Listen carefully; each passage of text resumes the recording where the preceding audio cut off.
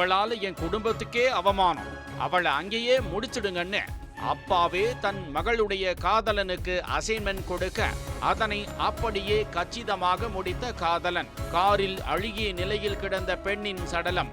சொந்த மகளையே போட்டு தள்ள அப்பாவே ஐடியா கொடுக்க என்ன காரணம்? அதிர்ச்சியை விவரிக்கிறது இந்த தொகுப்பு.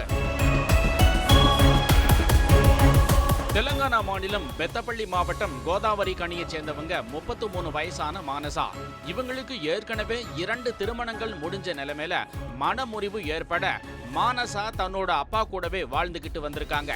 இந்த சமயத்துல மானசாவுக்கு அதே பகுதியில வசித்து வரக்கூடிய மென்பொறியாளர் வினோத்தோட சின்ன வயசுல இருந்தே பழக்கம் இருந்துகிட்டு வந்த நிலைமையில 2 திருமணங்களையும் முறித்து கொண்ட மானசா வினோத்தோட நெருங்கி பழகி காதலிச்சுக்கிட்டு வந்ததாகவும் சொல்லப்படுது.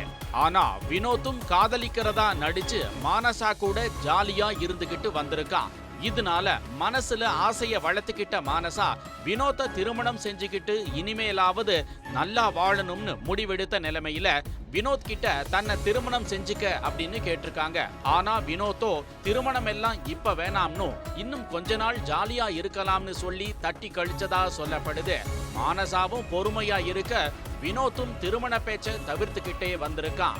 இந்த நிலைமையில தான் ஒரு நாள் வினோத்தை திருமணம் செஞ்சே தீரணும்னு முடிவெடுத்த மானசா கடந்த 21ஆம் தேதி வீட்டுல திருவண்ணாமலைக்கு போய் அண்ணாமலையார வழிபட்டுட்டு வரேன்னு சொல்லிட்டு நேரா தன்னோட காதலன் தங்கி இருந்த அறைக்கு போயிருக்காங்க. அங்க போனதும் முதல்ல அவரோட சந்தோஷமா இருந்த மானசா மெல்ல திருமண பேச்சை எடுத்திருக்காங்க. ஆனா வினோத் இப்ப எதுக்கு கல்யாணம், இன்னும் கொஞ்ச நாள் ஜாலியா இருக்கலாம்னு வழக்கம் போல சொல்ற பதிலையே சொல்லி இருக்கான்.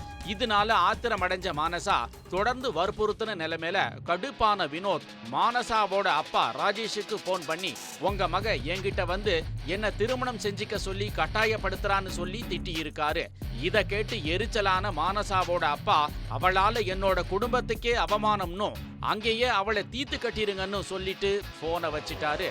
மானசாவின் அப்பாவோட பேச்சால தெம்பான வினோத் மானசாவை கொன்னுட்டா அவளோட குடும்பத்தாருக்கும் நிம்மதி, தனக்கும் நிம்மதின்னு யாரும் கேள்வியும் கேட்க மாட்டாங்கன்னு நினைச்சுக்கிட்டு கொஞ்சம் கூட இரக்கமே இல்லாம மானசாவோட கழுத்தை நெரிச்சு கொலை செஞ்சிருக்கான்.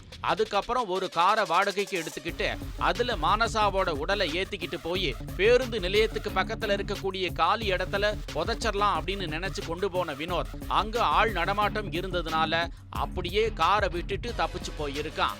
அதுக்கப்புறம் கார்ல துர்நாற்றம் வீசுறதா அந்த பகுதி மக்கள் தகவல் தெரிவிச்ச நிலைமையில அங்க வந்த போலீஸ்காரங்க கார் டிக்கியில இருந்து அழுகுன நிலைமையில இருந்த மானசாவோட உடலை கைப்பற்றி விசாரிச்சதுல தலைமறைவாக இருந்த வினோத்தையும் மானசாவோட அப்பா ராஜேஷையும் போலீசார் கைது பண்ணி இருக்காங்க.